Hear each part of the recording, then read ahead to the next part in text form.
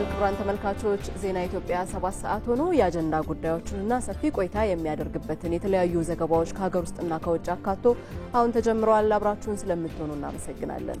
ይሄኛው ሁለተኛው ምዕራፍ ተወዳጁ የዜና ሾው ዜና ኢትዮጵያ እስከ 8 ሰዓት ድረስ የሚያቆየን የሚሆነው ነው። ሰለሞን ኃይለ ኢየሱስ መታሰቢያ ደረጀ በቀጥታ ስርጭት እዚህ አዲስ አበባ ከሚገኘው ስቱዲዮአችን ዜናዎችን እየመራን እንቆያለን። አበይት ነጥቦቹን እናው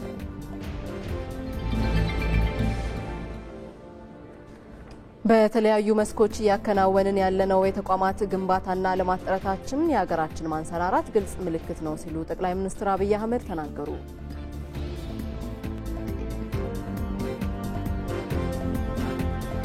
የክልሉ ሁሉም አካባቢዎች የሰላም ጊዜ ስራ ብቻ ሳይሆን ችግሮችንም ተቋቁሞ ወደ ተሟላ ልማትና የምርት እንቅስቃሴ መግባት እንደሚገባ የአማራ ክልል ርዕሰ መስተዳድር አረጋ ከበደ ገለጹ።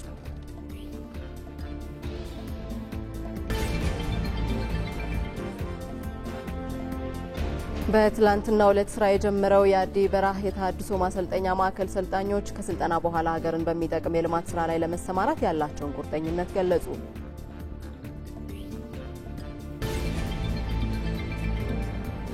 እንግሊዝ አሜሪካ በሁቲ አማጽያን ላይ የምታደርገውን የአየር ላይ ጥቃት ለመከላከል ዳግም ስለመቀላቀሏ ከውጭ ባለም አቀፍ ጉዳይ ይዘናል።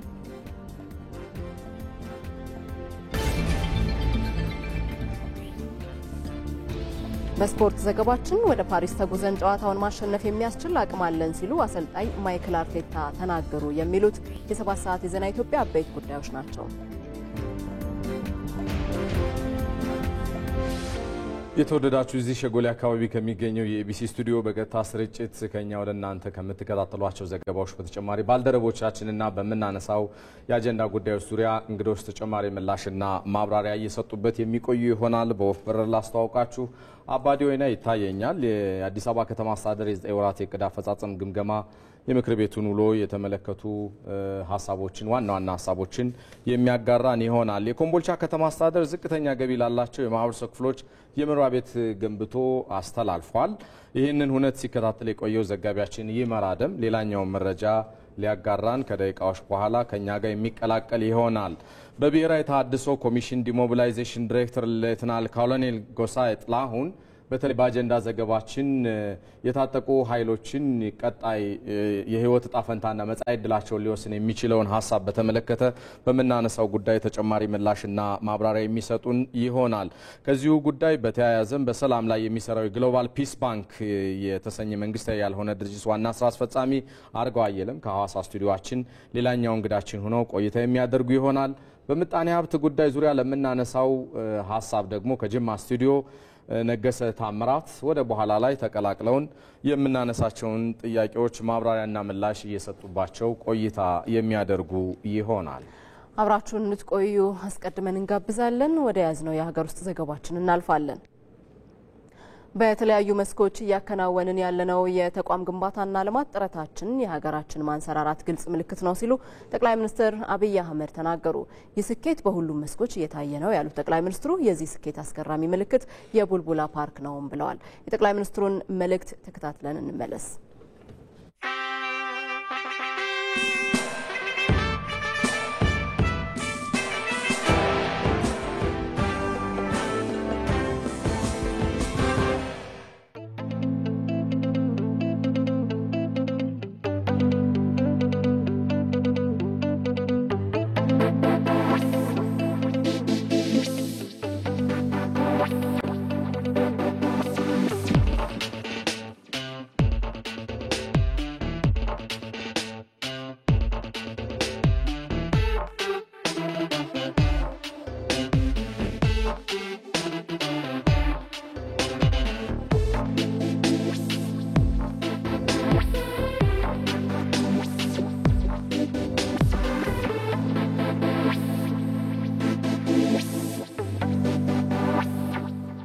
ይህንን አመት ስንጀምር ይህ አመት የኢትዮጵያ የማንሰራራት አመት ነው ብለን ነበር እና በሁሉም የስራዎቻችን መስክ በግምገማ ያረጋገጥነው በፋክት ያረጋገጥነው እየመጣ ያለው እመርታ እየመጣ ያለው ለውጥ ይበል ይቀጥል የሚያስብል ነው። ኢትዮጵያ የምትነሳበት ዘመን የሚጣለው መሰረት በሁሉም መስክ ነው። በእርሻ ስንዴ፣ ቡና እንደምንለው፣ በማይኒንግ ወርቅ እንደምንለው፣ በኢንዱስትሪ ኢትዮጵያ ታምርት እንደምንለው፣ በቱሪዝም በጣም በርካታ ስራዎች እንደተሰሩት እንዲሁም በቴክኖሎጂው በተለይ የሞባይል ባንኪንግ አሁን በቅርቡ የተመረቀው የመሶብ የአንድ ማዕከል አገልግሎት ከዛ ቀደም የተመረቀው የኳሊቲ ኢንፍራስትራክቸር አብዛኛው የተቋም ግንባታ ስራችን ተሰናስሎ ተደምሮ ሲታይ የኢትዮጵያን ማንሰራራት እውን እየሆነ እያየነው እንደመጣን ያመለክታል። አሁን ያለነው የቦሌ ቡልቡላ ፓርክ ነው። እዚህ ቦታ ከጥቂት ወራት በፊት በጣም ጥቂት ወራት በፊት ይሄ መንገድ አልነበረም።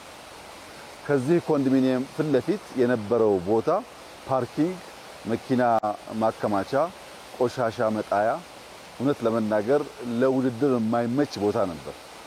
በጣም በጥቂት ወራት ውስጥ ይህ ቦታ በአዲስ አበባ ለሕዝብ ከተሰሩ ፓርኮች አንዱ ትልቁ ፓርክ ነው። ከ20 ሄክታር በላይ ያለው እስካሁን የሰራናቸውን ስራዎች የሚያሳድግ እና ለሰፈሩም ሰው ትልቅ መዝናኛ፣ ስፖርት መስሪያ፣ ማረፊያ፣ ማንበቢያ ሊሆን የሚችል ቦታ ነው። ስራው ግን እዚህ ብቻ አይደለም። ከቦሌ አደባባይ ጀምሮ እስከ ጎሮ አዳማ ኤክስፕሬስ መውጫ ያለው መንገድ ድረስ የተያያዘ ነው። በዚህ መሃል በመቶ ሺህ የሚቆጠሩ ችግኞች ተተክለዋል። ሙሉ መንገዱ አሁን ከ2-3 ዓመት በኋላ ጫካ ነው ኦል ዘ ዌይ የምናየው ማለት ነው። ልክ ሌላ ሀገር እንደምናየው ሃይዌይ በዛፍ ከግራና ቀኝ ዛፍ ያለው ከመሃል ዛፍ ያለው እጅግ ለአይን የሚስብ አይነት መንገድ ነው የሚሆነው። የመጣ ነው እዚያ ጋር የነበረውን ድልድይ በመናሰራበት ወቅት ለድልድይ ስራ ነበር የምንመላለሰው። ከዚያ ነው እንግዲህ ይሄ ሐሳብና ስራ የመጣው። ይሄ ስራ እንዲሳካ የቦሌ ክፍለ ከተማ አመራሮች፣ የዚህ አካባቢ ነዋሪዎች የሰጡት ዋጋና የከፈሉት ነገር እጅግ ከፍተኛ ነው። እውነት ለመናገር በሞራል ከማገዛችን ሐሳብ ከማገዛችን ውጪ ከሞላ ጎደል 90% ስራ የተሰራው በክፍለ ከተማ ብቻ ነው። ኢቭን የአዲስ አበባ ከተማ ሼር አነስ ይላል እዚህ ቦታ ላይ ከሐሳብ ከድጋፍ ውጪ ያለው ማለት ነው። ይሄ ሁሉም ክፍለ ከተማ መማር አለበት። በራስ አቅም ህዝብን አስተባብሮ እንዲህ ያለ ስራ መስራት በእጅጉ ያስፈልጋል። ለምን ያልከኝ እንደሆነ እንዳየው ባስኬትቦል፣ እግር ኳስ መጫወቻ፣ ሌላ ኤክሰርሳይዝ መስሪያ ቦታዎች፣ መዝናኛ ቦታዎች፣ ለሰርግ ለአኒቨርሰሪ የሚሆኑ ቦታዎች አሉት። በዚህ አካባቢ ያለ ሰው ይሄ ያለ ጊዮን መሄድ አያስፈልገውም፣ ሸራተን መሄድ አያስፈልገውም፣ ፍሬንድሺፕ መሄድ አያስፈልገውም። በሰፈሩ ሁሉም ነገር አለው ማለት ነው። ስፖርት ኢትዮጵያ ትወዳለች፣ ነገር ግን ጠንካራ ስፖርተኞች ልታፈራ አልቻለችም ተብሎ ይተቻል። ጠንካራ ስፖርተኛ ለማፍራት ከልጅነት ወራታቸው ጀምሮ ስፖርት የሚሰሩበት ነገር ካልፈጠር እንዲሁ በአንድ ቀን በአንድ ጀንበር የሚፈጠር ጉዳይ አይደለም። አሁን በየቦታው ሜዳዎች አሉ፣ ህፃናት ይጫወታሉ። ፊዚካሊም ጠንከር እያሉ ቴክኒክም እያወቁ ሲያድጉ ከነዚህ ሁሉ ሰው ውስጥ ኢትዮጵያን ወክለው አመርቂ ውጤት የሚያመጡ ልጆች ለማፍራት ያግዛልና ኢንቨስትመንቱ ለዛሬም ለነገም ነው። ለትውልድ የሚሆን ስራ ነው። እንግዲህ በወጣንበት ቦታ ሁሉ እንደዚህ አይነት ስራዎች እናያለን። በጥራቱ በሳይዙ ተፈጥሮን ኢምብሬስ ባደረገበት መልክ ስንመለከት በየትኛውም መመዘኛ የትም ዓለም ከምናየው ነገር የሚሻል እንጂ የሚያንስ አይደለም። እጅግ አስደማሚ ስራ ነው። የአካባቢ ሰዎች ይበልጥ እንዲጠብቁት ጽዳቱን፣ ሴኩሪቲውን፣ የተሰሩት መሰረተ ልማቶች እንዳለ ማስጠበቅ የህዝቡ ኃላፊነት ይሆናል። እኛ ደግሞ አልፎ አልፎ ሲመቸን መተን ከሰፈሩ ነዋሪዎች ጋር የምንዝናናበት እንዲሆን ቆሻሻ የሌለው ሰላም ያለበት ሰዎች ህፃን ቢሆኑ ሴቶች ቢሆኑ አዛውንት ቢሆኑ የማይሰጉበት ቦታ እንዲሆን አደራ ማለት እፈልጋለሁ። የተሰራው ስራ በጣም በጣም በጣም በጣም አሜዚንግ ነው። በጣም ደስ የሚል ስራ ነው። ይሄ ይስፋ ነው እንግዲህ እንደዚህ አይነት ስራዎች በጣም በየቦታው እየበዙ ነው ያሉት። ይሄን እያሰፋን እየተማርን እያሻሻልን አስተናስለን የተሻለ ሀገር አስተናስለን የተሻለ ከተማ እንፈጥራለን። እንደዚህ አይነት ስራ ሰርተው ያለፉ ሀገራት ዋጋ ሳይከፍሉ ሀገር የሰሩ አንድም ሀገር የለም።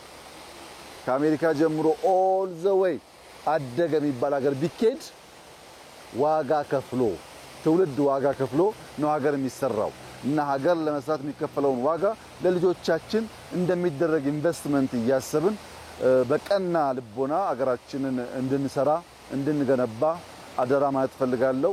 በሁሉም መስክ እየመጣ ያለው ውጤት ተስፋ እንዳለን ያመላክታል።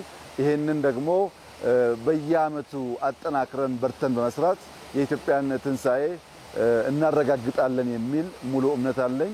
ባየሁት በጣም ደስ ብሎኛል። ይህ ነገር እንዲበረታ እንዲቀጥል እመክራለሁ። እጅግ አድርጌ አመሰግናለሁ።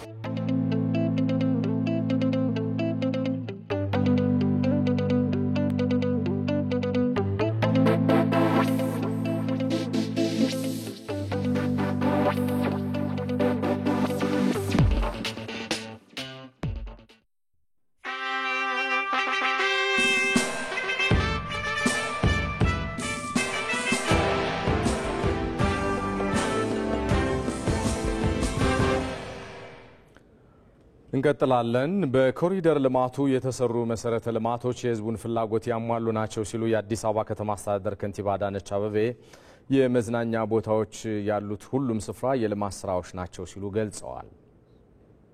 ከለውጡ ማግስት ጀምረን አዲስ አበባን እንደ ስሟ ውብ አበባ እናደርጋታለን። ከተማችንን ለነዋሪዎቿ ምቹ ከማድረግ አንጻር የሚጎሏት መሰረተ ልማቶች በደንብ ተደርገው ተጠንተው ተለይተው ሲሰራ የቆየ ነው። አጠቃላይ የቦሌ ቡልቡላ ፓርክ አጠገቡ የምናየው የመንገድ መሰረተ ልማት ደግሞ ወደ 14 ኪሎ ሜትር የሚሸፍን የአረንጓዴ ልማት ስራ ነው የተሰራው። ይሄ ለነዋሪዎች እንዲዝናኑ ወጥተው ተንፈስ እንዲሉ አካል ስጋ ብቻ ሳይሆን አእምሮ ጭምር እንዲመገብ ህፃናት ቦርቀው እንዲያድጉ ደስ እንዲላቸው በሰፈራቸው ወደ ዳር አካባቢ ያሉ ነዋሪዎቻችንም ለመዝናኛ ተንፈስ ለማለት መሀል ከተማ መጥተው ሌላ መሰረተ ልማት መዝናኛ ስፍራ የሚመለከቱ ሳይሆን ወደ ህዝቡ እየሄድን ነው። ወደ ህዝቡ ቀረብ እያልን ህዝቡ ወዳለበት ቦታ እነኚህ መሰረተ ልማቶች እያሰፋን ነው። የተሰሩ የልማት ስራዎች ታዲያ የማህበረሰቡን ቃል የፈጸምንበት ነው ያሉት ከንቲባ አዳነች አቤቤ ለዚህም የማህበረሰቡ ተሳትፎ ትልቅ ቦታ እንደሚሰጠውም አንስተዋል። በጥቅሉ ለህዝባችን የገባነውን ቃል በተግባር የመፈጸም አካል ነውና ይሄንን በመንሰራበት ሰዓት ህዝቡ ተሳትፏል። የአካባቢው ማህበረሰብ ትልቅ ምስጋና ማቅረብ እፈልጋለሁ። በገንዘብ እዚህ መሰረተ ልማት ላይ የመንገድ አካፋዩም ላይ የአካባቢው ማህበረሰብ በርካታ ተሳትፎ ነው ያደረገው። ከ380 በላይ የሆኑ ቤቶቻቸውን በአካባቢው ላይ የሚገኙ ህንጻዎቻቸውን አድሰዋል። አብረን ነው የሰራ ነው። ከዚሁ ጋር በተያያዘ እንደ ሀገር ያሉንን ጸጋዎችና ሀብቶች አቀናጅተን ከሰራን የማናሳካው ነገር እንደማይኖር የቦሌ የለውጥ ስኬት ማሳያ ስለመሆኑ ያነሱት ደግሞ የቦሌ ክፍለ ከተማ ዋና ስራ አስፈጻሚ አለም ፀሐይ ሽፈራው ናቸው። ሀብቶቻችንን እንግዲህ በሀገር ደረጃ አይናችንን ገለጥ አድርገን ማየት ቆይተናል። ከለውጡ በፊት ይሄም ነበረ። ዛሬ ግን ከለውጡ በኋላ ሀብቶቻችንን አይተን እንዴት እየሰራን እንደሆነ ይሄ ለትውልድ ሰው ላይ ነው ፓርቲያችን መንግስታችን እየሰራ ያለ የሚለውን ነገር ተጨባጭ መሬት ላይ የታየ መሆኑን ማሳያ ነው። እንግዲህ ብዙ ክፍለ ከተማዎች በዚህ ስራ በተለያዩ ስራዎችም መተው ተሞክሮ እየወሰዱ ነው ያሉት። ለጋራ ዓላማ ነው። ሁላችንም ስንተባበር ያሉንም ሀብቶቻችንን አቀናይተን አይናችንን ከፍተን ከሰራን መስራት እንደምንቻል ማሳያ ነው። የክልሉ ሁሉም አካባቢዎች የሰላም ጊዜ ስራ ብቻ ሳይሆን ችግሮችንም ተቋቁሞ ወደ ተሟላ ልማትና የምርት እንቅስቃሴ መግባት እንደሚገባ የአማራ ክልል ርዕሰ መስተዳድር አረጋ ከበደ ገልጸዋል። የኮምቦልቻና የወሎ ማህበረሰብ ለዘመናት አብሮነትን ባህሉ ያደረገ በመሆኑ ሰላምን ለሚያናጉ ድርጊቶች ቦታ የማይሰጥ ነው ያሉት የኮምቦልቻ ከተማ አስተዳደር ከንቲባ ናቸው። ሀገር አቀፉ የኢንዱስትሪና የፋይናንስ ኤክስፖ በኮምቦልቻ ከተማ እየተካሄደ ነው። ዘጋቢያችን ይመራደም ተከታዩን አድርሶናል። አቶ ኑሩ አህመድ የአግማስ ፎምና ውሃ ፋብሪካ ባለቤት ሲሆኑ ለ9 ቀናት በሚቆየው የኮምቦልቻ ሀገር አቀፍ ኢንዱስትሪና ፋይናንስ ኤክስፖ ላይ ከተሳተፉ አምራቾች መካከል አንዱ ናቸው። ከዚህ በፊት በአካባቢው የማይመረቱ ምርቶችን እያመረቱ መሆናቸውን የሚናገሩት አቶ ኑሩ በወሎ ኮምቦልቻ እንዲህ አይነት ሀገር አቀፍ ኤክስፖ መካሄዱ የኢንቨስትመንት ሁኔታዎችን አጥንቶ ወደ ቀጣይ የልማት አቅጣጫ ለመግባት እድል የሚፈጥር ነው ይላሉ። ስፖንጅና ውሃ እናመርታለን። እንደሚታወቀው ኮምቦልቻ እምብርት ከተማ ነች። ብዙ ፋብሪካዎች የሚያመርቱ ለምሳሌ ፎም የሚያመርቱ ፋብሪካዎች ያሉት አዲስ አበባ ነው። ከአዲስ አበባ እዚህ ድረስ እየመጣ ነው። ይሄ ትራንስፖርት ኮስቱ ራሱ ከፍተኛ ነው። ውሃውን ብንወስድም እንደዚሁ ነው። ወደፊት ለምንሰራቸውና ለምናቅዳቸው ስራዎች፣ ቢዝነሶች መነሻ ሀሳቦችን እናገኛለን ብለን እናምናለን። ወትሮም በኢንዱስትሪ ማዕከልነቷ ትታወቅ የነበረችው ኮምቦልቻ ከቅርብ ጊዜ ወዲህ ደግሞ ባላት ኢንቨስትመንት አመችነት ወደ ተሟላ የኢኮኖሚና ሎጂስቲክስ ማዕከል እንድትሆን መመረጧንም የከተማ አስተዳደሩ አስታውቋል። የኮምቦልቻ ከተማ ከንቲባ መሐመድ አሚን ዩሱፍ የኢንዱስትሪና የፋይናንስ ኤክስፖ መዘጋጀቱ በአካባቢው ያለውን ጸጋ ለይቶ ወደ ሀብት ለመቀየር ሚናው የጎላ ነው ብለዋል። የወሎ ማህበረሰብ ለዘመናት አብሮነትን ባህሉ ያደረገ በመሆኑ ሰላምን ለሚያናጉ ድርጊቶች ቦታ የማይሰጥ ነው ሲሉ ከንቲባው ተናግረዋል። ኮምቦልቻን ከተማና አካባቢው ከፍ ሲልም ወሎ የሚባለውን አካባቢ አለን የምንለው ትልቁ ጸጋችን አብሮነት ባህሉ ያደረገ የተለያዩ ብሔር ብሔረሰቦችና እምነቶችን በአንድነት ከምንም ነገር በላይ ሰውነት ይቀድማል ብሎ በፍቅር የሚኖር ማህበረሰብ ነው። ይህ አስተሳሰብ በአንድ ወቅት ብቻ የተገነባ ሳይሆን በብዙ መቶ ዓመታት ማህበረሰቡ በሂደት እያደሰ እያላቀ ያመጣው ውጤት ነው። የአማራ ክልል ርዕሰ መስተዳድር አረጋ ከበደ በበኩላቸው የኮምቦልቻ ከተማ በተለያዩ መልካም አጋጣሚዎች ለንግድ እንቅስቃሴ አመቺ የሆነች ናት ብለዋል። በክልላችን በአጠቃላይ የገቢና የወጪ ምርቶች ለወደብ ቅርብ በመሆኗ ምክንያት ለጅቡቲም ለአሰብም ጭምር በአጠቃላይ ለንግድ እንቅስቃሴ እጅግ በጣም የተመቸች ከሌሎች የክልላችን አካባቢዎች አኳያ ሲመዘን ምቹ የሆነች ከተማ እንደሆነች ማየት እንችላለን። በክልሉ የተለያዩ አካባቢዎችም የሰላም ጊዜ ስራ ብቻ ሳይሆን ችግሮችንም ተቋቁሞ ወደ ተሟላ የልማት እንቅስቃሴ መግባት እንዳለባቸው ጠቅሰዋል። ለክልላችን ሕዝብ፣ ለሌሎች ዞኖች፣ ለሌሎች ከተማ አስተዳደሮች ካሁን በኋላ በየአካባቢ ያለን ትንንሽ ግጭት እየቆጠሩ መራመድ ሳይሆን ካሁን በኋላ በእንደዚህ አይነት በተሟላ የልማት እንቅስቃሴ በግብርና ልማት ሊሆን ይችላል፣ በኢንዱስትሪ ልማት ሊሆን ይችላል፣ በሌሎች የአገልግሎት ዘርፎች ሊሆን ይችላል። ሙሉ አቅማችንን ወደ ልማት አተኩረን መስራት መቻል እንዳለብን ጥሪዬን ለማስተላለፍ ፈልጋለሁ። ሰላም የኢንቨስትመንት ፓስፖርት ነው በሚል መሪ ሀሳብ የሚካሄደውን ወሎ ኮምቦልቻ ሀገር አቀፍ የኢንዱስትሪና የፋይናንስ ኤክስፖ ምክትል ጠቅላይ ሚኒስትር ተመስገን ጥሩነህና ሌሎች የፌዴራል እንዲሁም የክልል ከፍተኛ የመንግስት የስራ ኃላፊዎች በተገኙበት መከፈቱ ይታወሳል።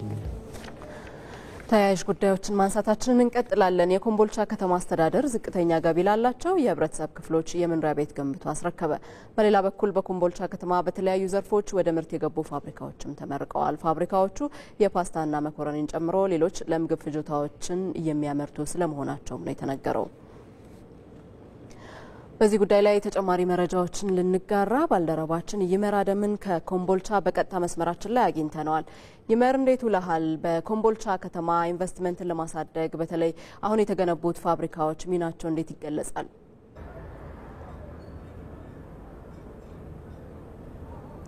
የኮምቦልቻ ከተማ በኢንዱስትሪ ማዕከልነቷ ትታወቃለች። እርግጥ ነው አሁን ደግሞ አዳዲስ ግንባታቸውን አጠናቀው እንዲሁም ደግሞ የማሽነሪ ተከላ ማከናወነው ወደ ምርት ማምረት የገቡ አዳዲስ ፋብሪካዎችም ተመርቀው ወደ ዘርፉ ሲገቡ ደግሞ ለከተማዋ ተጨማሪ አቅም መሆናቸው አይቀሬ ነው። አሁን እኛ በጉብኝትም የተመለከትነው እሱ ነው። ዛሬ ለምረቃም የበቁት ፋብሪካዎች ምርት ማምረት ጀምረዋል።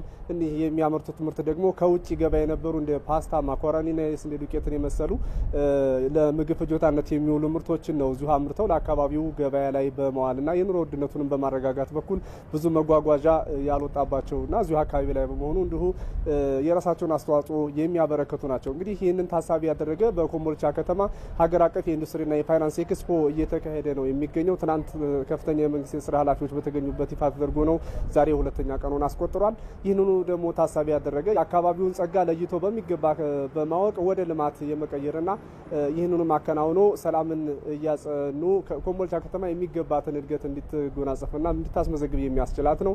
በዚህም ኮምቦልቻ አሁን ላይ ምንም እንኳ በርካታ ኢንዱስትሪዎች የሚገኙባት ከተማ በመሆኗ ይሁን እንጂ አሁንም ቢሆን የአቅሟን ያክል መልማት የሚገባትን ያህል ገና ቀሪ ስራዎች የሚቆራት ስለሆነ በኮምቦልቻ ከተማ ገና 1000 በላይ የሚሆኑ ኢንዱስትሪዎች የፍቃድ ወስደው ገና ወደ ምርት ማምረትና ወደ ግንባታ ያልገቡ ናቸው ተብሏል። እነዚህን ደግፎ እንዲሁም ደግሞ የአካባቢውን ሀብት ለይቶ ወደ ስራ እንዲገቡ ለማድረግም የከተማ አስተዳደሩ የሚሆን የዞኑ እንዲሁም የክልሉ የትኩረት አቅጣጫ ሆኖ እየተሰራበት ነው ተብሏል። እንግዲህ ዛሬ በኮምቦልቻ ከተማ ተመርቀው ወደ ምርት ማምረት የገቡ እነዚህ ፋብሪካዎችም የስራ እድልን በመፍጠርም በኩል ቀላል የሚባል አይደለም። አካባቢው ሰላም ነው። የዚህ አካባቢ ኮምቦልቻ የሚሆን የወሎ ማህበረሰብ አብሮነትን ለዘመናት አብሮ መገለጫው አድርጎ የቆየና ሰላሙን ከምንም በላይ የሚፈልግና የሚወድ በሆኑ ሰላሙን በመጠበቁ ወደ ማምረትና ወደ ተለያዩ የልማት እንቅስቃሴዎች ያሉበት አካባቢ ነው። ስለዚህ የስራ እድልን በመፍጠር ቀላል የሚባል አይደለም። አንዱ ፋብሪካ ብቻ በሙሉ አቅሙ ስራ ሲገባ ወደ 200 እና ከዛ በላይ የሚሆኑ የአካባቢው ስራ ወጣቶችንም እንዲሁ ስራ ለማስገኘት የሚያስችል ነው። በሌላ በኩል ደግሞ ዛሬ በኮምቦልቻ ከተማ የተከናወነው የህፃናት ማቆያና መዝናኛዎችን ጭምር ያሉበት በከተማ አስተዳደሩ የተከናወነ ይህም ለምረቃ የበቃበት ነው። እንዲሁም ደግሞ የህብረተሰብ ዝቅተኛ ገቢ ያላቸው የህብረተሰብ ክፍሎች ብቻ ሳይሆንም አይነ ስውራንና ሌሎች አካል ጉዳተኞችም የተካተቱበት የከተማ አስተዳደሩ ቤት ገንብቶላቸው የመኖሪያ ቤትንም የሰጠበት ምረቃት እንዲሁ ነበረ። እናም እነዚህ ዜጎችም ለማነጋገር ሞክረን ነበረ። እስካሁን ድረስ አስተዋሻተንና በችግር ውስጥ የነበርን ነበረ። ከተማ አስተዳደሩ ገንብቶ እንድንኖርበት እንዲህ አይነት መልካም ሰብአዊነትና የበጎ አድራጎት በማድረጉ ከችግር እንድንወጣና በትክክለኛ የኑሮ ሁኔታ እንድንኖር አስችሎናል ብለዋል መታሰቢያና ሰለሞን። እናመሰግናለን ይመር፣ መልካም ጊዜ። እዚህ ሸጎሌ አካባቢ ከሚገኘው የኤቢሲ ስቱዲዮ በቀጥታ ስርጭት እየተላለፈላቸው የሚገኘው ሁለተኛው ምዕራፍ ተወዳጁ የዜና ሾው ዜና ኢትዮጵያ እንደቀጠለ ነው የሚገኘው። የአዲስ አበባ ከተማ ምክር ቤት 4ኛ ዓመት የሥራ ዘመን 3ኛ መደበኛ ጉባኤውን እያካሄደ ይገኛል። ምክር ቤቱ በአድዋ ድል መታሰቢያ በሚገኘው የምክር ቤቱ መሰብሰቢያ አዳራሽ እያካሄደ በሚገኘው በዚህ ጉባኤው የምክር ቤቱ አባላት ከህዝብ የተሰበሰቡትን የተለያዩ አስተያየቶችና ጥያቄዎች ለከተማ አስተዳደሩም እያነሱ ይገኛሉ። በምክር ቤቱ አባላት ለተነሱ ጥያቄዎች የአዲስ አበባ ከተማ አስተዳደር ከንቲባ አዳነች አቤቤ ምላሽና ማብራሪያ እየሰጡበት ይገኛሉ። እዚህ ጉዳይ ላይ ልንቆይ ነው። ይሄንን ውይይት የተካተለ የሚገኘው ዘጋቢያችን አባዲ ወይናይ ተጨማሪ መረጃዎችን ሊያጋራን በቀጥታ መስመራችን ላይ ነው የሚገኘው። ሰላም ላንተ አባዲ፣ እንደምን ቆየ? ባለፉት 9 ወራት በምክር ቤቱ ተከናወኑ የተባሉ የስኬት ስራዎች የትኞቹ ናቸው? ምናልባት ያጋጠሙ ተግዳሮቶችን ለመቅረፍ የተሰሩ ስራዎችና በተለይ ከማህበረሰቡ የምክር ቤት አባላት አገኘናቸው ብለው ለከንቲባ አዳነች አቤቤ ያነሷቸው ዋና ዋና ጥያቄዎችና ምላሾቻቸው እንደምን ያሉ ናቸው? አመሰግናለሁ። እንግዲህ የአዲስ አበባ ምክር ቤት ዛሬ እያካሄደ ባለው 4ኛ ዓመት የሥራ ዘመን 3ኛ መደበኛ ጉባኤው በርካታ አጀንዳዎችን ነው እየተመለከተ የሚገኘው። ከአጀንዳዎቹ መካከል ብንመለከትም አጠቃላይ በምክር ቤቱ አባላት የቀረቡ ጥያቄዎችን የአዲስ አበባ ከተማ አስተዳደር ከንቲባ አዳነች አቤቤ ምላሽና ማብራሪያ ሰጥተዋል። ከዛ ባሻገርም በሁለተኛ ደረጃ የቀረበው አጀንዳ ደግሞ ምንድነው ካልን የከተማ አስተዳደሩ ተጨማሪ በጀት ማጽደቅ ሲሆን በሶስተኛ ደረጃ ደግሞ የተለያዩ ሹመቶችን ማጽደቅ ይገኝበታል። እንግዲህ የአዲስ አበባ ከተማ አስተዳደር ባለፉት 9 ወራት በርካታ ተግባራትን ማከናወኑ የሚታወስ ነው። እነዚህ ተግባራት አጠቃላይ ከተማዋን ገጽታ ሊቀይሩ የሚችሉ የነዋሪዎችን ኑሮ ሊቀይሩ የሚችሉና የነዋሪዎችን ሕይወት ሊያሳድጉ የሚችሉ ስራዎች በስፋት መከናወናቸው ሲገለጽ ነበር። በተለይም ባለፉት 9 ወራት አጠቃላይ ከተማ አስተዳደሩ በተለያዩ ዘርፎች በአማካይ ከ93 በመቶ በላይ አፈጻጸም ማስመዝገቡ የሚታወስ ነው። እንግዲህ በዛሬው ዕለትም የምክር ቤቱ አባላት ሊስተካከሉ ይገባል ያሏቸውን ከአጠቃላይ ከህዝብ ይዟቸው የመጡ ጥያቄዎችን እንግዲህ ለከንቲባው አቅርበዋል። ካነሷቸው ጥያቄዎች መካከል ብንመለከትም በዋናነት የኑሮ ውድነት የሚጠቀስ ነው። ባለፉት 9 ወራት አጠቃላይ የዋጋ ንረቱና የኑሮ ውድነቱን ለማረጋጋት በርካታ ተግባራት ቢከናወኑም ይሁን እንጂ አሁንም አልፎ አልፎ የዋጋ ንረት በተለያዩ ምርቶች ላይ ይስተዋላሉ። እነዚህ ለማስተካከል ስራዎች ሊሰሩ ይገባል። የስርጭትና ቁጥጥር ላይ የሚሰራው ስራ ሊጠናከር እንደሚገባ አንስተዋል። ከዛ ባሻገርም በሁለተኛ ጥያቄ የተነሳው ምንድነው ካልን አጠቃላይ የውሃ ስርጭት ላይ ይገኝበታል። አጠቃላይ በአዲስ አበባ ከጊዜ ወደ ጊዜ የውሃ ስርጭቱ እያደገ ቢሆንም ይሁን እንጂ አሁንም ከሚፈለገው አንጻር በቂ አይደለም። በአንዳንድ አካባቢዎች ሳምንቱ ሙሉ ውሃ ሲኖር፣ በአንዳንድ አካባቢዎች ደግሞ የውሃ አቅርቦቱ በሳምንት 1 ቀን ብቻ ነው። ስለዚህ የውሃ ስርጭቱ ፍትሃዊ ለማድረግ የሚሰራው ስራ ምን ይመስላል? ምንስ በቀጣይ ይከናወናል? የሚል ጥያቄ ተነስቷል። ከዛ ባሻገርም ደግሞ እንግዲህ የአዲስ አበባ ህብረት ስራ ማህበራት በርካታ ተግባራትን ያከናወኑ ይገኛሉ። በተለይም የዋጋ ንረትን ለማረጋጋት የሚሰራው ስራ የሸማች ማህበራት የራሳቸው ሚና አላቸው። ይሁን እንጂ በአንዳንድ ሸማች ማህበራት አማካኝነት የሚቀርበው የምርት ዋጋ ከመደበኛ ሱቅ ጋር ብዙም የማይለያይና ተቀራራቢ የዋጋ አቅርቦት ያለበት ስላለ ስለዚህ እዚህ ላይ ትኩረት ሊደረግ እንደሚገባ አንስተዋል። ከዛ ባሻገርም እንግዲህ የአዲስ አበባን ገጽታ እየቀየረ የሚገኘው አንዱ የኮሪደር ልማት ነው። የኮሪደር ልማቱ በተለያዩ አካባቢዎችም ተግባራዊ እንዲሆን ምን እየተሰራ ነው? በቀጣይስ ምን ታስቧል? የሚል ጥያቄዎችም ተነስተዋል። ከዛ ባሻገርም የተነሳው ጥያቄ የመንግስት መስሪያ ቤቶችን አሰራር ዘመናዊና በቴክኖሎጂ የታገዘ ለማድረግ እየተከናወኑ ያሉ ተግባራት ምንድናቸው? የሚሉ ጥያቄዎች በስፋት ተነስተዋል። እንግዲህ የአዲስ አበባ ከተማ ከንቲባ አዳነች አቤቤ በሰጡት ምላሽ እንደገለጹት ከሆነ የአዲስ አበባ ከተማዋን ባለፉት 9 ወራት በርካታ ስራዎች ተሰርተዋል። እነዚህ ስራዎች አጠቃላይ የከተማዋን ገጽታና በዓለም አቀፍ ደረጃ ያላትን ተመራጭነት ሊያሳድጉ የሚችሉ ተግባራት ስለመከናወናቸው አንስተዋል። እንግዲህ በተለይም ደግሞ የውሃ ስርጭቱን ለማሳደግ ባለፉት ዓመታት በተሰሩ ስራዎች 60% የውሃ ስርጭቱን ማሳደግ ተችሏል። በቀጣይም የውሃ ስርጭቱን ለማስተካከልና የውሃ ሽፋኑን ለማስተካከል የሚሰራው ስራ ይጠናከራል። እንዲሁም ደግሞ በ347 አገልግሎቶች የዲጂታል ማዕከል ተከፍተዋል። አሁን ላይ እነዚህን አገልግሎት በዲጂታል መስጠት ተችሏል ብለዋል። ከዛ ባሻገርም ደግሞ የዋጋ ንረቱን ለማረጋጋት በርካታ ተግባራት እየተከናወኑ ስለመሆኑ ነው ያነሱት። እንግዲህ ውይይቱ አሁንም እንደቀጠለ ነው። ጉባኤው በቀጣይም በርካታ ውሳኔዎችን ያሳልፋል ተብሎ ይጠበቃል። ባልደረባችን አባዶይና በቀጥታ መስመራችን መረጃዎችን ስላጋራህ እናመሰግናለን። መልካም ቀን።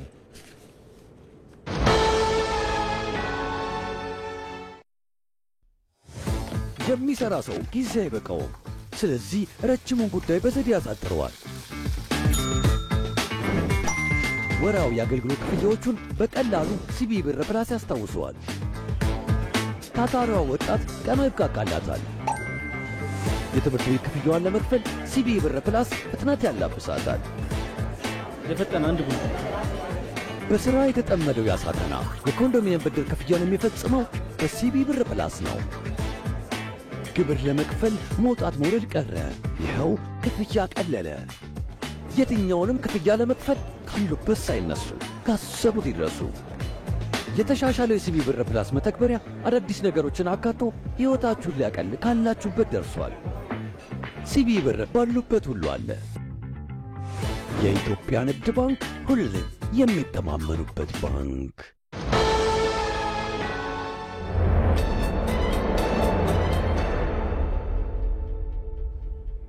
ተመልሰናል። የተወደዳችሁ ዜና ኢትዮጵያ አጀንዳ ዘገባ ላይ ደርሷል። በተለይ ብሔራዊ ተሃድሶ ኮሚሽን ትጥቅ ፈተው ወደ ማሰልጠኛ ማዕከላት የሚገቡትን ዕጣ ፋንታ በተመለከተ እየሰራቸው ያሉ ስራዎችና ተያያዥ ጉዳዮችን የምናነሳበት ይሆናል። የብሔራዊ ተሃድሶ ኮሚሽን በተለያዩ ክልሎች የቀድሞ ታጣቂዎችን ትጥቅ የማስፈታት የተሃድሶ ስልጠና የመስጠትና ወደ ማህበረሰቡ የመቀላቀል ተግባራትን እያከናወነ ይገኛል። በትናንትናው ዕለት ስራ የጀመረው የአዲ በረሀ የተሃድሶ ማሰልጠኛ ማዕከል በመጀመሪያው ዙር 400 የቀድሞ ታጣቂዎችን ተቀብሎ እያሰለጠነ ይገኛል። በማዕከሉ የሚገኙ የስልጠናው ተሳታፊዎች ታዲያ ጥሩ የስነ ልቦና ትምህርት እያገኙ ስለመሆናቸው ገልጸዋል። ከስልጠናው በኋላ ሀገርን በሚጠቅም የልማት ስራ ላይ ለመሰማራትም ያላቸውንም ቁርጠኝነት ነው የገለጹት። አስተያየቶቹን ተከታትለን እንመለስ።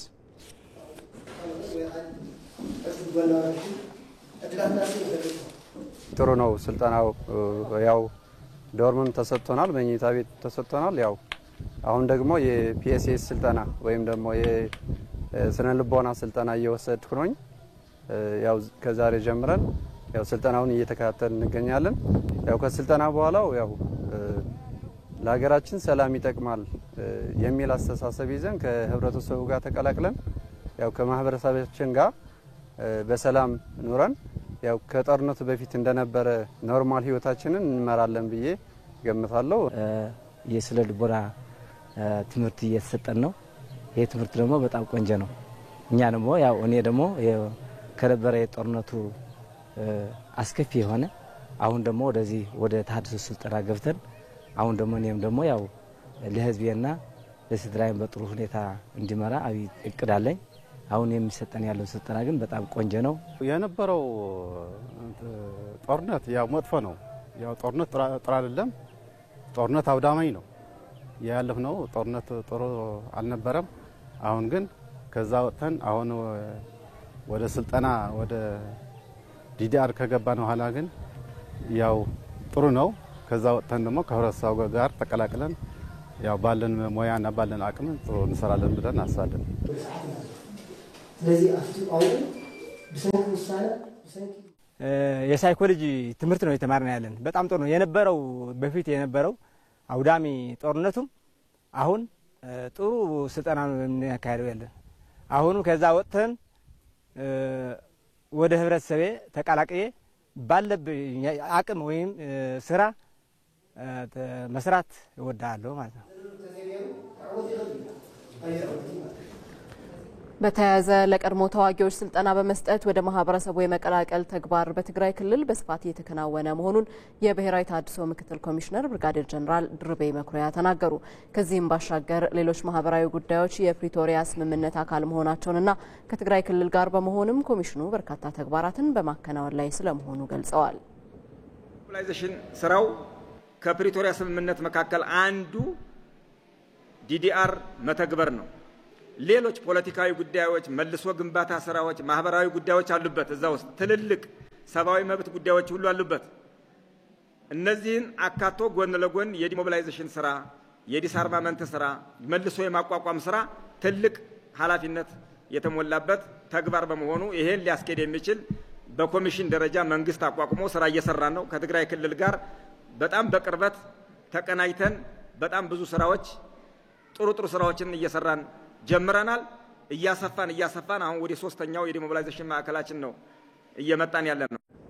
ምክትል ኮሚሽነሩ የስልጠና ማዕከላት ተደራሽ የማድረግ ተግባር እየተከናወነ ስለመሆኑ አንስተው ሰልጣኞች ስልጠናን በቀላሉ እንዲያገኙ ያግዛቸዋልም ብለዋል።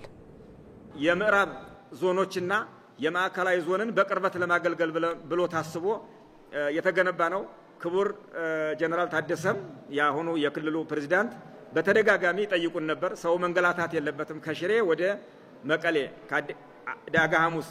ስለዚህ በቅርቡ ይሄ ካምፕ ተገንብቶ ለወጣቶቹ በቅርቡ አሰባስበን የተሃድሶ ማዕከል የምናደርግበት እንዲሆን ከፍተኛ ፍላጎት ነበራቸው። በተባለው መሰረትም ተገንብቶልን ዛሬ ተጀምሯል። ይሄ ትልቅ እርምጃ ተደርጎ ይወሰዳል። የብሔራዊ ተሃድሶ ኮሚሽኑ አጠቃላይ እንቅስቃሴ ምን ይመስላል የሚለውን ደግሞ ተጨማሪ መረጃዎችን እንጋራለን። ባልደረባችን ሰለሞን ኃይለ ኢየሱስ ወደ መድረኩ ወጥቷል። መቀጠል ይቻላል።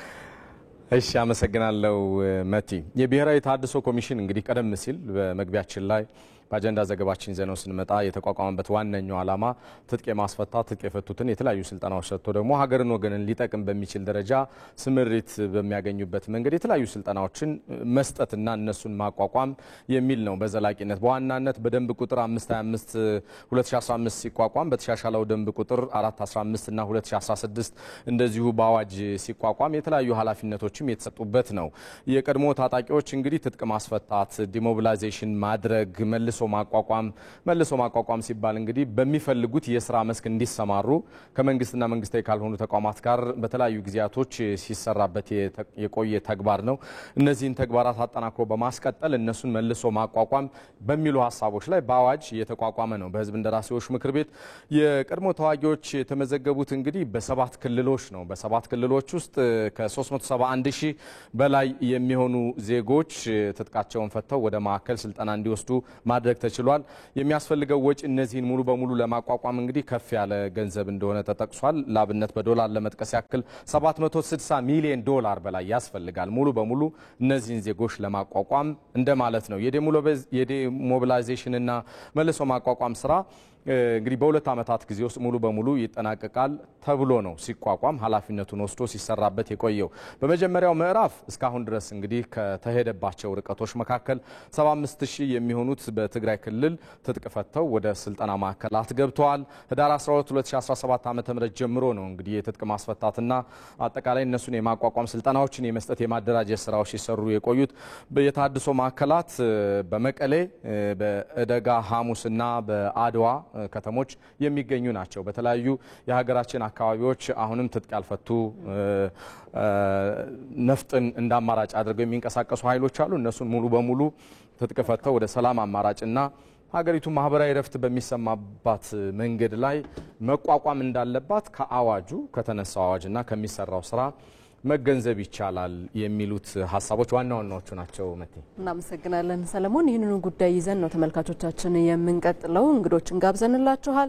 በብሔራዊ ተሃድሶ ኮሚሽን ዲሞቢላይዜሽን ዳይሬክተር ሌተናል ኮሎኔል ጎሳዬ ጥላሁን ከአድዋ በቀጥታ መስመራችን ላይ ይገኛሉ። እንዲሁም ደግሞ በሰላም ላይ የሚሰራው ግሎባል ፒስ ባንክ የተሰኘ መንግስታዊ ያልሆነ ድርጅት ዋና ስራ አስፈጻሚ አርጋው አየለም በተመሳሳይ በዚሁ ጉዳይ ላይ የራሳቸውን ምልከታ ሊያጋሩን ከሐዋሳ የኤቢሲ ስቱዲዮ በቀጥታ መስመራችን ላይ ተገኝተውልናል። እንግዶቻችን ስለ ጊዜያችሁ እጅግ አድርገን እናመሰግናለን። አቶ አርጋው ይጠብቁንና ሌተናል ኮሎኔል ጎሳዬ ጥላሁንን እናስቀድማለን። እንዴት ኖት? እንኳን እጅግ አድርገን እናመሰግናለን ስለሰጡን ጊዜ። እንዳጠቃላይ የብሔራዊ ተሃድሶ ኮሚሽን የእስካሁኑ የስራ አፈጻጸም ምን ይመስላል? እስካሁን በመጣበት ሂደት የተለያዩ ተግባራትን መፈጸሙን ቀደም ሲል ስናነሳ ነበርና ምን ይመስላል አጠቃላይ ስራው?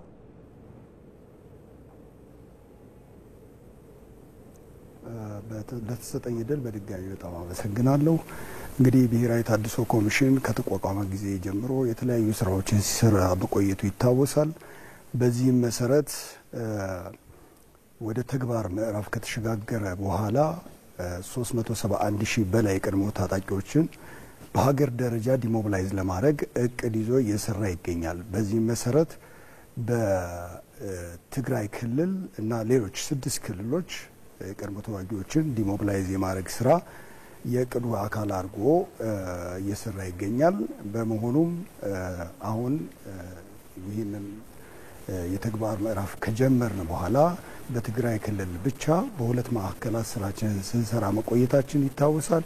እዚህ ማዕከላት በመቀሌ መለስ ካምፓስ እና በደጋ ሐሙስ ሁለት ማዕከላት ስንሰራ ቆይተን ሶስተኛው ማዕከል ደግሞ በትላንትናው ዕለት አድዋ አዲበራህ የዲሞቢላይዜሽን ማዕከል በሀገር መከላከያ ሚኒስቴር በከፍተኛ ሁኔታ ማዕከሉን ገንብቶ ካስረከበን በኋላ ትላንትና የቀበላ ስራችንን ጀምረናል።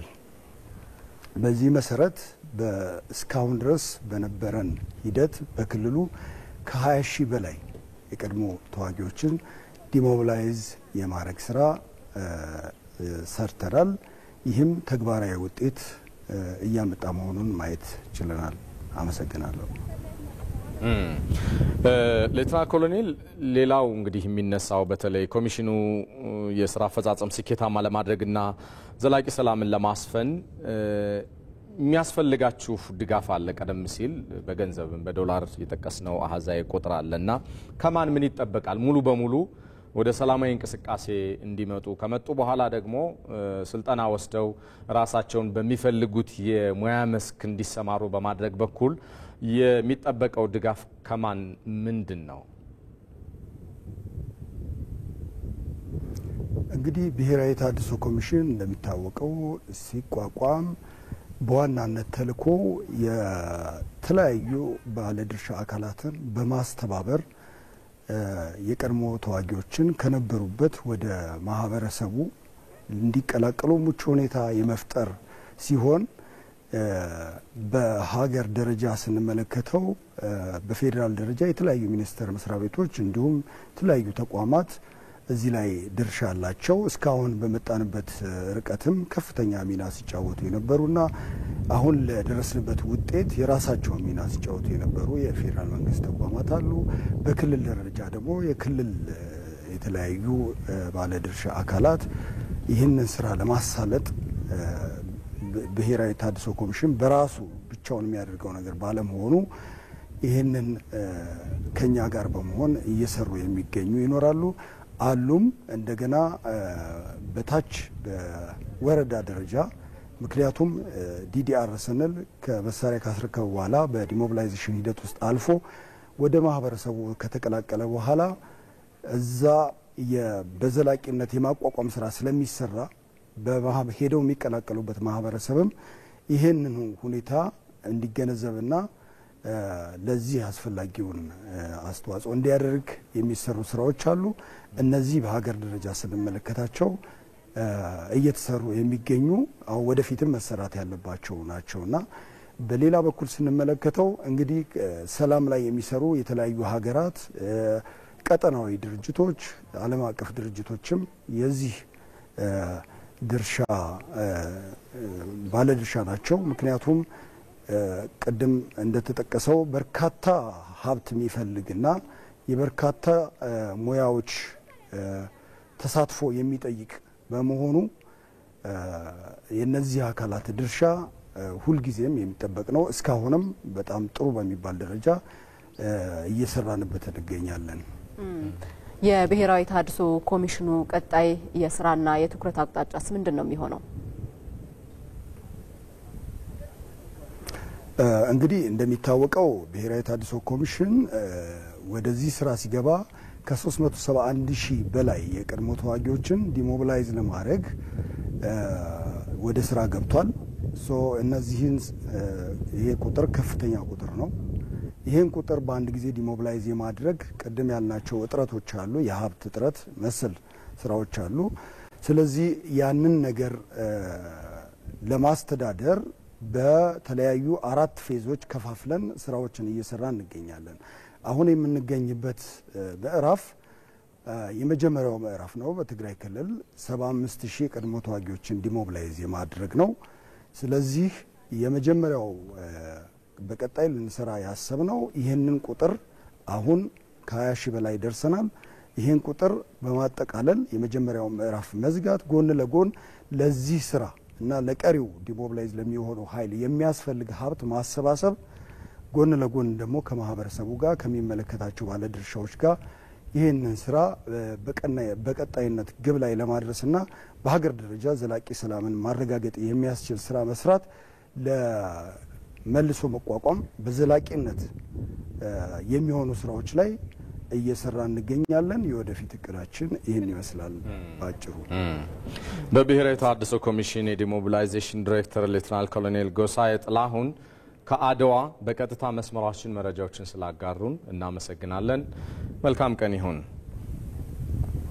ጉዳዩን እንቀጥላለን። የተወደዳችሁ ቀጥታ ከአድዋ ወደ ሐዋሳ ስቱዲዮአችን ወደሚገኙት እንግዳችን ነው የምናልፈው። እንግዳችን በሰላም ላይ የሚሰራው ግሎባል ፒስ ባንክ የተሰኘ መንግስት ያልሆነ ድርጅት ዋና ስራ አስፈጻሚ አርጋው አየለ ናቸው። አቶ አርጋው ለጊዜዎት እናመሰግናለን። እንግዲህ በተለያዩ አካባቢዎች ትጥቅን አንግበው የሚንቀሳቀሱ አካላት ወደ ሰላም የማምጣት ጥረቶች በመንግስት ተደጋጋሚ ጥረቶች እየተደረጉ እናያለን። ያላቸው ሚና ምንድን ነው? መንግስት የሰላም እጁን መዘርጋቱ የታጠቁ ኃይሎች ወደ ሰላም አማራጭና ድርድር እንዲመጡ እሱም መፍትሄ ስለሆነ ነው ይህን ጥያቄ የምናነሳውና እንደው ምን ሚና ሊጫወት ይችላል ማለት እንችላለን? እጅግ አድርጌ አመሰግናለሁ። ይበል የሚያሰኝ ነው። ሁል ጊዜ የተከፈቱ እጆች ይዘው የሚመጡት ነገር አለና ሁል ጊዜ እጅን ከፍቶ መጠበቅ በጣም መልካም ነው ብዬ አስባለሁ። የተጀመሩ ነገሮች አሉ። በትግራይም ክልል፣ በኦሮሚያም በአማራም ክልል እየተደረገ ያለው የመልሰው ወይንም ተቀላቅሎ መሳሪያን ትቶ መጥቶ ተነጋግሮ ችግሮቻቸው እንዲፈቱ የማድረጉ ሁኔታ አማራጭ የሌለው ጉዳይ ነው ብዬ አምናለሁ። በተለይ ከትግራይ ክልልም እየተደረገ ያለውን እየሰማን ያለ ነው። ከትጥቅ ትተው በሰላማዊ መንገድ ለመነጋገር ለመወያየት ችግሮችን ለመፍታት የሚደረጉ ነገሮች ለመጡት የሚደረገው መልሶ ማቋቋም መልካም ነገር ስነ ልቦና ሕክምና የሚደረገው ዳግም ተመልሰው ወደዛ እንዳይሄዱ የሚያደርጉ ነገሮች ነው ተብሎ ይገመታል ይታመናልም። ጫካ ላይ መኖር እንግዲህ ሪስክ አለው። መሳሪያ አንግቦ ጫካ ውስጥ መኖር መዋጋት ህይወትን ሰጥተው ነው እዛ ጫካ ውስጥ ያለውና ህይወትን መስጠት እንግዲህ የክርስቶስ ደም ብቻ ነው ሰውን የሚያድነውና ለማዳን ነው ህብረተሰቡን ጥያቄ አለኝ ብሎ ነው ጫካ የገባውና ጥያቄው የሚመለስበት ሌሎች አማራጮች ካሉ መንግስትም ያቀረበ ያለው ብሔራዊ የእርቅ ምክር ቤትም ያደረገ ያለው የተለያዩ መንግስት ተቋማትም መንግስታዊ ያልሆኑ ተቋማትም ያደረጉ ያሉ ጥሪዎችን ተቀብሎ መጥቶ ከማህበረሰቡ ጋር በሰላም መኖር የሚችልበት መንገድ ማበረታታት መደገፍ ጥሩ ነው ብዬ አስባለሁ።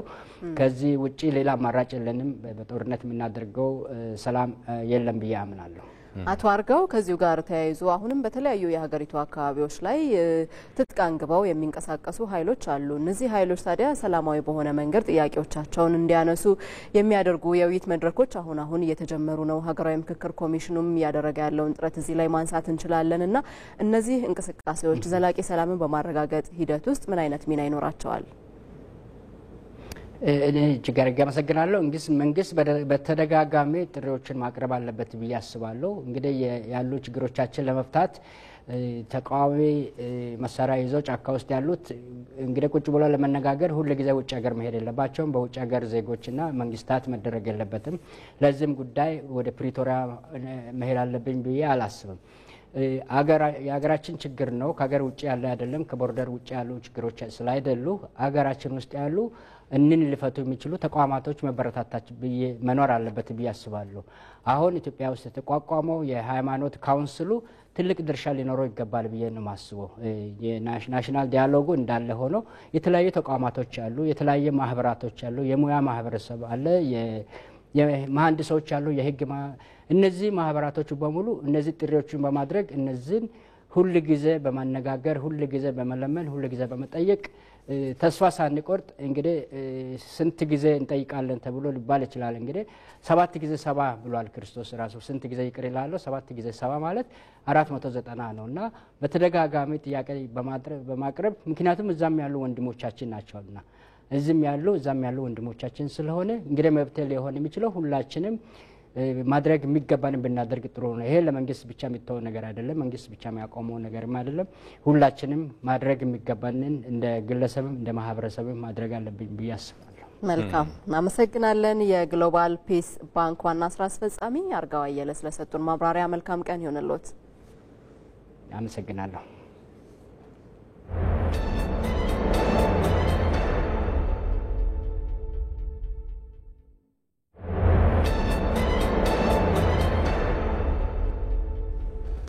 ተመልሰናል። የተወደዳችሁ እየተከታተላችሁን ስለሆነ እናመሰግናለን። ጉዳዮቻችንም ይቀጥላሉ። የኢኮኖሚ ማሻሻያ ከተደረገ ወዲህ በኢትዮጵያ ለረጅም ዓመታት ችግር ሆኖ የቆየውን የውጭ ምንዛሬ እጥረት መሰረታዊ በሚባል ደረጃ የተቃለለ የውጭ ምንዛሬ ፍሰቱም እየተስተካከለ እንደሚገኝ መረጃዎች ያመላክታሉ። የኢትዮጵያ ብሔራዊ ባንክ የተሟላ የማክሮ ኢኮኖሚ ሪፎርም ከተጀመረ ወዲህ ታዲያ የውጭ ንግድ ማስፋፋቱን በውጭ ሐዋላ በመጨመሩና የካፒታል ፍሰት ስለማደጉ ገልጾ ይህም የኢትዮጵያ የውጭ ክፍያ ሚዛን በከፍተኛ ደረጃ የማሻሻል አዝማሚያ እየታየ ስለመሆኑም አመላክቷል። ዘጋቢያችን ህይወት አበበ በጉዳዩ ዙሪያ ተከታዩን ይዛለች። የኢትዮጵያ ብሔራዊ ባንክ ሐምሌ 22 2016 ዓ.ም የውጭ ምንዛሬ ስርዓት አስተዳደር ማሻሻያን አድርጎ እንደነበር ይታወሳል። በዚህ ማሻሻያ መሰረት የውጭ ምንዛሬ ተመን በባንኮችና በደንበኞቻቸው መካከል ወደሚወሰን የገበያ ስርዓት ተሸጋግሯል። የኢትዮጵያ ብሔራዊ ባንክ ሚና የተረጋጋ የውጭ ምንዛሬ ተመንና ስርዓትን በመፍጠር ገበያ እንዲረጋጋ ማድረግ ነው። ታዲያ የተሟላ ማክሮ ኢኮኖሚ ማሻሻያ አካል ሆኖ የውጭ ምንዛሪ ተመን በገበያ እንዲመራ መደረጉ በኢትዮጵያ ውስጥ ለረጅም ዓመታት ችግር ሆኖ የቆየውን የውጭ ምንዛሪ እጥረት እንዲያቃልል ማስቻሉ ይነሳል። አንዱ የኢትዮጵያ ማክሮ ኢኮኖሚክ ስብራት ችግር የነበረው ሪዘርቭ ነው። የኢትዮጵያ ሪዘርቭ ውስን ነበር። 2011 ኢትዮጵያ ከነበራት ሪዘርቭ ከእጥፍ በላይ ዛሬ አላት። ከእጥፍ በላይ ሪዘርቭ ይዘናል። ከእጥፍ በላይ መሆኑ ብቻ አይደለም፣ በኢትዮጵያ ታሪክ ውስጥ ባለፉት 100 ዓመታት ዛሬ ኢትዮጵያ ያላትን ሪዘርቭ ይዛ አታውቅም። ይሄ ትልቅ እመርታና እፎይታ ነው። ከማሻሻያው በኋላም ባንኮች የውጭ ምንዛሬ እጥረትን ለመፍታት እንዲሁም የገቢ ንግድን ለመደገፍ በመስራት ላይ እንደሚገኙ ይገልጻሉ። ለአብነት የኢትዮጵያ ንግድ ባንክ ብዛታቸው 698 ለሆኑ ደንበኞቹ በድምሩ 122.5 ሚሊዮን የአሜሪካን ዶላር ድልድል እያደረገ መሆኑን አስታውቋል። አዋሽ ባንክ በበኩሉ ከጥር 2017 ዓ.ም ጀምሮ ባሉት 3 ወራት ከ2200 በላይ የሆኑ ደንበኞችን ያስተናገደ ሲሆን በድምሩ ከ495 ሚሊዮን የአሜሪካን ዶላር በላይ ማቅረቡን ከባንኩ የተገኘው መረጃ ያመለክታል። አቢሲኒያ ባንክም በበጀት ዓመቱ የውጭ ምንዛሬ ጥያቄ ላቀረቡ ደንበኞቹ ወደ 350 ሚሊዮን የአሜሪካን ዶላር ማቅረቡን ገልጿል። የተሟላ የማክሮ ኢኮኖሚ ማሻሻያ ትግበራ ከተጀመረበት ጊዜ ወዲህ የውጭ ንግድ መስፋፋቱ ይነገራል። ከውጭ ሀገር የሚላክ ሐዋላ መጨመሩና የካፒታል ፍሰት በማደጉ የሀገሪቱ የውጭ ክፍያ ሚዛን በከፍተኛ ደረጃ የመሻሻል አዝማሚያ ማሳየቱንም የኢትዮጵያ ብሔራዊ ባንክ በቅርቡ አስታውቋል።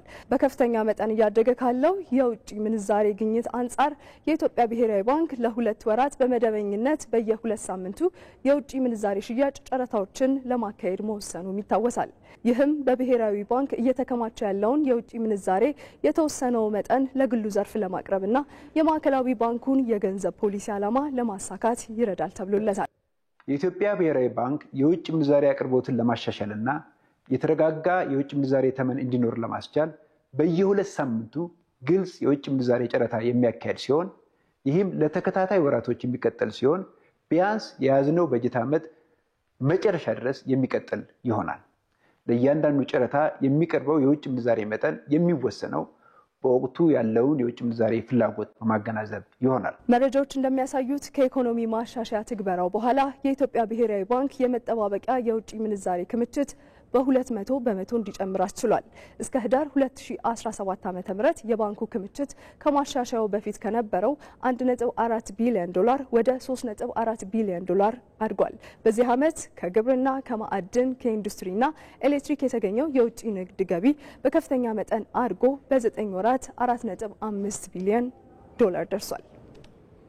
ይህንኑ ጉዳይ ዛሬ በአዲስ ቀን የሀገር ጉዳይ አድርገን አንስተነዋል። በዜና ኢትዮጵያ እንቀጥልበታለን። ተጨማሪ መረጃዎችን ለመጋራት በቀጥታ መስመራችን ላይ ከሐዋሳ የቢሲ ስቱዲዮ እንግዳ ጋብዘናል። ከጅማ ስቱዲዮ ተመልካቾቻችን በጅማ ዩኒቨርሲቲ የምጣኔ ሀብት ባለሙያ የሆኑት ነገሰ ታምራት ተጨማሪ መረጃዎችን ሊያጋሩን በቀጥታ መስመራችን ላይ ከጅማ የኢቢሲ ስቱዲዮ ተገኝተውልናል። እጅግ አድርገን እናመሰግናለን እንግዳችን። ቀደም ሲል ያነሳነው ጉዳይ አለ። በተለይ የውጭ ምንዛሪ ተመን አሁን በሀገር ውስጥ በተለይ በገበያ የሚወሰንበት አሰራር ተግባራዊ ተደርጓልና ያሉ ችግሮችን በማቃለል ረገድ ምን ሚና ይኖረዋል? አመሰግናለሁኝ። አንቺም እንዳነሳሽው ዘን የውጭ ተመን ምንዛሬ የሚወሰንበት ስራ አሰራር መጀመሪያ ይሄ የገበያ ስራ አሰራር ከመምጣቱ በፊት በባንኮች እንደሚወሰን እናውቃለን። ነገር ግን ከዛ ከባንኮች በኋላ መንግስት ሁለተኛ ደረጃ ላይ ምንዛሬ ተመን በገበያ የሚወሰንበትን ስርዓትና ሂደት አመቻችቶ በገበያ እየተወሰነ የሚከናወንበት ደረጃ ላይ ደርሷል ማለት ነው። ይህንን በምናይበት ታይም መጀመሪያ የውጭ ምንዛሬ ተመን በፍላጎት እና በአቅርቦት ኦፍ ዳትሚን ከረንሲ ላይ በፍላጎትና በአቅርቦት ኦፍ ገንዘብ ከረንሲ መሀል ላይ እንዲደረጉችም በገበያ መሀል ላይ እንዲደረግ ከተደረገ በኋላ በምናይበት ታይም በኢትዮጵያን ኢኮኖሚ ላይ ብዙ ጠቀሜታዎችን እያሳረፈ ደግሞ ቀጣይ ጊዜም ብዙ ጠቀሜታዎችን እንደሚያሳርፍ እየታመነ ይሆናል ማለት ነው። ከዚህም በመነሳት በዋናነት በምናይበት ታይም ይሄ የውጭ ምንዛሬ ተመን በገበያ እንዲወሰን መደረጉ አንደኛው በዋናነት ኢኮኖሚን ለማሳደግ ነው የሀገሪቱን ማለት ነው። በመጀመሪያ በባንኮች በሚወሰንበት ታይም ላይ የውጭ ምንዛሬ ባንኮች ሲወስኑ ደን በኢኮኖሚ ሴክተሮች ላይ ለምሳሌ በአግሪካልቸር ላይ፣ ግብርና ላይ፣ በኢንዱስትሪ ላይ፣ በባንኪንግ ላይ፣ በቱሪዝም ላይ በምናይበት ታይም የውጭ ምንዛሬ እጥረት ነበረው ማለት ነው። በመኖሩ ኢኮኖሚ በዝቅተኛ ደረጃ ላይ እንዲገኝ የማስገደድ ሁኔታዎች ታይቶ ነበር ማለት ነው። ከዛ በኋላ ይሄ በገበያ እንዲወሰን ከተደረገ በኋላ ያሉት ነገሮች ቅድም ሚዲያ ላይም እንደሰማን የባንክ ሪዘርቭን በጣም ከፍ እንዲያደርግ ከማድረግም ባሻገር ካደረገ በኋላ በእነዛ ሴክተሮች ላይ በግብርና፣ በኢንዱስትሪ፣ በባንኪንግ፣ በቱሪዝም ላይ ባሉ ሴክተሮች ላይ ስራ በመሰራት ደን ኢኮኖሚ በከፍተኛ ደረጃ እንዲያድግ የማድረግ ሮሉ በጣም ከፍተኛ ይሆናል ማለት ነው። ይሄም ብቻም አይደለም። የወጪ ንግድ በምናይበት ታይም ደን ወጪ ንግዱን በሚፈለግበት ደረጃ ወጪ ንግድ ኤክስፖርት የሚደረግባቸው ኮሞዲቲዎች ምርቶች ላይ እሴት በመጨመር የተለያዩ ክንውኖችን በማከናወን ከውጭ የሚገቡትን ምንዛሬዎች በከፍተኛ ደረጃ እንድናሳድግ ትልቅ ሚና የመጫወት ሂደትና ሌላኛው የሚነሳው ጥያቄ እንግዲህ በቀጣይ ይሄን ነገር አስቀጥሎ ለማስቀጠል ሲባል የውጭ ምንዛሬ ግኝትን ማሳደግ፣ የውጭ ንግድን ከፍ ማድረግ፣ ሐዋላም እንደዚሁ ህጋዊ በሆነ መንገድ ትራንዛክት እንዲደረግ ማድረግ ከመንግስት የሚጠበቁ ጉዳዮች ይመስለኛል። ጎን ለጎን ደግሞ ጥቁር ገበያው ላይ መቆጣጠር ላይ ብርቱ ስራዎች ይጠበቃሉና ከዚህ አኳያ እነዚህን ሶስት ጉዳዮች አስታርቆ በማስኬድ ረገድ መሰራት ያለባቸው የቀጣይ ስራዎች ምንድናቸው ማለት ይቻላል? አዎ እነዚህ ሶስቱ ነገሮች ይህንን የውጭ ምንዛሬ ተመን በገበያ በሚወሰኑበት ታይም ጎልቶ መታየት ያለባቸው ነገሮች ናቸው ማለት ነው። እነዚህን የመጀመሪያ ውጭ ንግድን በምናይበት ታይም መንግስት ብቻም አይደለም የኢትዮጵያ ህዝብ በሙሉ ኤክስፖርት ላኪዎች፣ መንግስት፣ ፍርሞች፣ ኢንዱስትሪዎች ምርትና ምርታማነትን በአግባቡ ማሳደግ መቻል አለበት ማለት ነው። ደን ማሳደግ መቻል ብቻም ሳይሆን ካሳደጋ በኋላ ወደ ውጭ የሚላኩትን ነገሮች ፕሮዳክቶች ማለት ነው ምርቶች ላይ ከፍተኛ እሴት በመጨመር ደን ለሀገር ገቢ እንዲያስገኝ ማድረግ መቻል አለበት ማለት ነው። በሁለተኛ ደረጃ ወጪ ንግድን እንደገና በምናይበት ታይም የኤክስፖርት ታክሱን መንግስት በአግባቡ ማጤን አለበት፣ ዝቅ ማድረግ አለበት ማለት ነው። ለምሳሌ ኤክስፖርት ወይም ላኪዎች ኤክስፖርት የሚያደርጉ ወይም ላኪዎች ያላቸውን የያዙትን ምርት በፍላጎትና በተነሳሽነት ወደ ውጭ ሀገር ልከው ከውጭ ሀገር የውጭ ምንዛሬን ወደ ሀገር እንዲያስገቡ የታክስ ሁኔታ በአግባቡ ታይተው ቢቻል መቀነስ መንግስት ከተቻለም ዝቅተኛ ደረጃ ላይ ማምጣት ማለት ነው።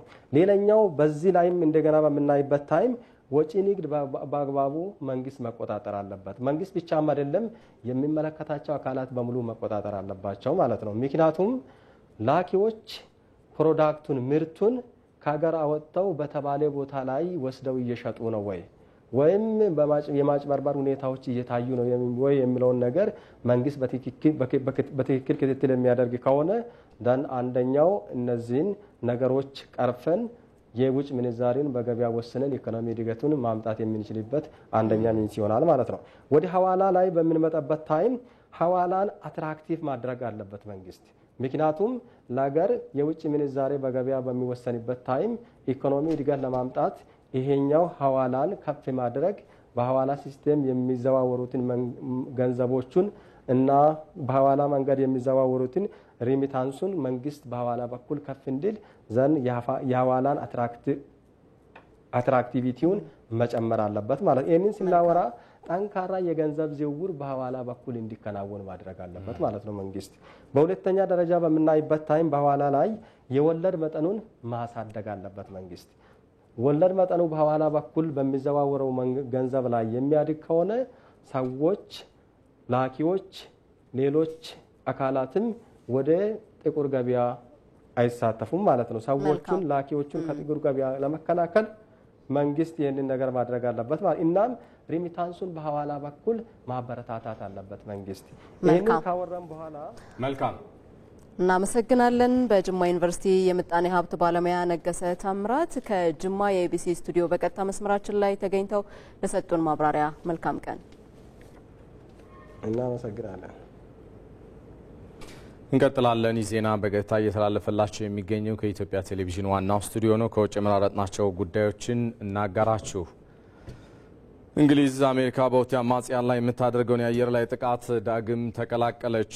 ዶናልድ ትራምፕ በድጋሚ ከተመረጡ በኋላ ለመጀመሪያ ጊዜ ነው በየመን የሁቲ ኢላማ የሆኑ ቦታዎችን ለማጥቃት እንግሊዝ ጥምረቱን የተቀላቀለችው። እርምጃው የሁቲ አማጽያን በቀይ ባህርና በኤደን ባህረ ሰላጤ የሚተላለፉ ዓለም አቀፍ መርከቦች ላይ እየፈጸሙ ያለውን ጥቃት ለማዳከም የተወሰደ ስለመሆኑ የመከላከያ ሚኒስቴሩ አስታውቋል። ጥቃቱ የተፈጸመው ከዋና ከተማዋ ሰና በስተደቡብ 24 ኪሎ ሜትር ርቀት ላይ ሲሆን በስፍራው አማጺ ቡድኑ መርከቦችን ለማጥቃት የሚጠቀምባቸውን የሰው አልባ አውሮፕላኖች የሚርመሰመሱበት ቦታ ስለመሆኑም ታውቋል። በጥቃቱ ሰላማዊ ዜጎች ሰለባ እንዳይሆኑ ለማድረግ ሲባል ጥቃቱ ሌሊት ስለመፈጸሙ የዘገበው ስካይ ኒውስ ነው። እስራኤል በጋዛ በጤና ሰራተኞች ላይ ከደረሰው ከባድ ጥቃት የተረፉትን ከእስር መፍታቷን የፍልስጤም ቀይ ጨረቃ ማህበር አስታወቀ። ባለፈው ወር በደቡባዊ ጋዛ የአደጋ ጊዜ ሰራተኛ ቡድን ላይ እስራኤል በፈጸመችው ከባድ ጥቃት የተረፈው ፍልስጤማዊ ከእስራት መፈታቱን የፍልስጤም ቀይ ጨረቃ ማህበር አስታውቋል። ማክሰኞ ወደ ጋዛ ሰርጥ ቢያንስ 10 ፍልስጤማውያን እስረኞች መለቀቃቸው ነው የተገለጸው። የእስራኤል ጦር በደቡባዊ ጋዛ ራፋ አካባቢ በፍልስጤም የአደጋ ጊዜ ሰራተኞች ላይ በመጋቢት 23 ቀን ባደረሰው ጥቃት ምክንያት 15 የጤና ባለሙያዎች መገደላቸው ሰፊ ቁጣን በማስከተሉ ገለልተኛ ምርመራ እንዲደረግ ጥሪ ሲቀርብ መቆየቱም ተገልጿል። ይህ በእንዲህ እንዳለ በራፋ ግዛት ቴላል ሱልጣን አካባቢ ሰብአዊ ተግባርን ሲሰራ ተይዞ ነበር የተባለ አሳድ አልናስር የተሰኘ ግለሰብ ከእስር መፈታቱን የፍልስጤም ቀይ ጨረቃ ማህበርን ጠቅሶ አልጀዚራ ዘግቧል። አሁን ደግሞ የቢዝነስና የዓለም አቀፍ ግብይት መረጃዎችን ከተንቀሳቃሽ ምስሉ ተከታተሉትና እንመለሳለን።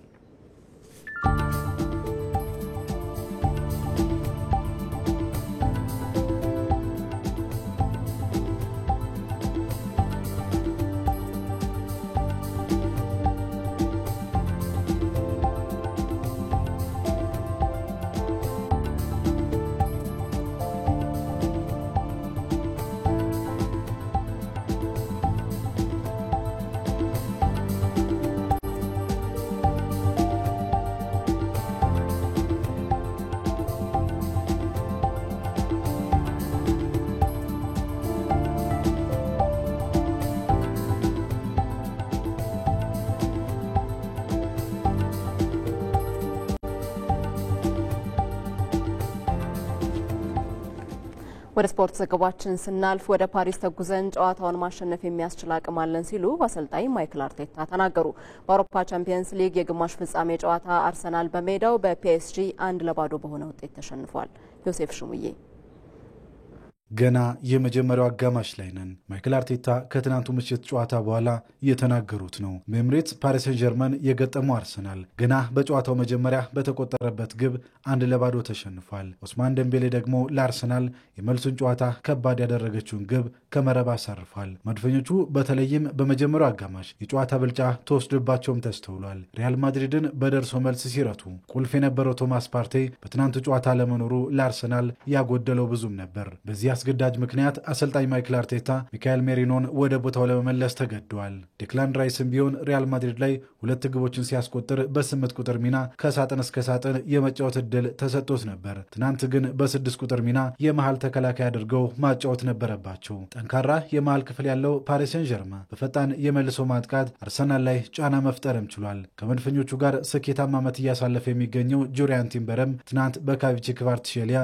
በእጅጉ ተፈትኗል። በእርግጥ አርሰናል በተለይም በሁለተኛው አጋማሽ ተደጋጋሚ የግብ ዕድሎችን መፍጠር ችሎ ነበር። ነገር ግን ጂያንሉጂ ዶናሩማ በቀላሉ የሚበገር አልሆነም። ጨዋታው 1-0 ሲጠናቀቅ የመልሱን ጨዋታ በሜዳው የሚያደርገው ፓሪስ ሰን ጀርመን የቤት ስራውን በመጠኑም ቢሆን ቀለል አድርጓል። በአንጻሩ ማይክል አርቴታና አርሰናል የሳንቲያጎ ቤርናባውን ጀብዱ በፓርክ ደ ፕሪንስም መድገም ይኖርባቸዋል። አሰልጣኝ ማይክል አርቴታም ገና የመጀመሪያው አጋማሽ ላይ ነን ሲሉ ተደምጠዋል።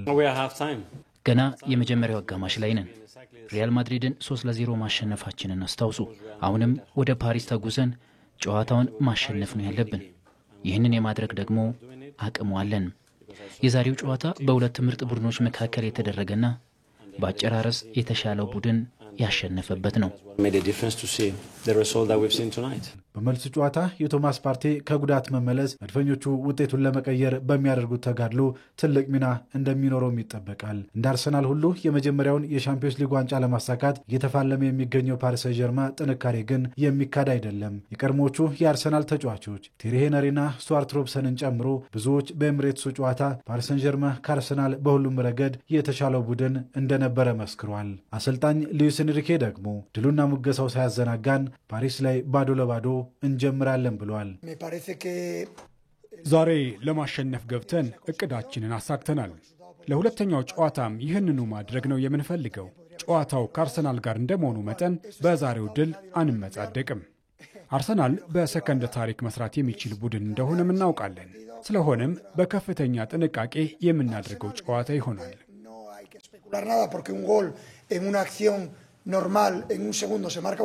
ሁለቱም ቡድኖች በተጠባቂው የመልስ ጨዋታ ቀጣይ ሳምንት በፈረንሳይ ይገናኛሉ። የተወደዳችሁ እኩለ ቀን 6 ሰዓት ጀምሮ እዚህ አዲስ አበባ ከሚገኘው የኢቢሲ ዋናው ስቱዲዮ በቀጥታ ስርጭት ይተላለፍላችሁ የነበረው የዛሬ ረቡዕ ተወዳጁ የዜና ሾው ዜና ኢትዮጵያ ቆይታችን ይህንን ይመስል ነበረ። አብራችሁን ስለነበራችሁ እናመሰግናለን። መታሰቢያ ደረጃና ሰለሞን ኃይለ ኢየሱስ የዛሬውን ዜና ኢትዮጵያ እየመራን ቆይታ አድርገናል። በሰላም ዋሉ።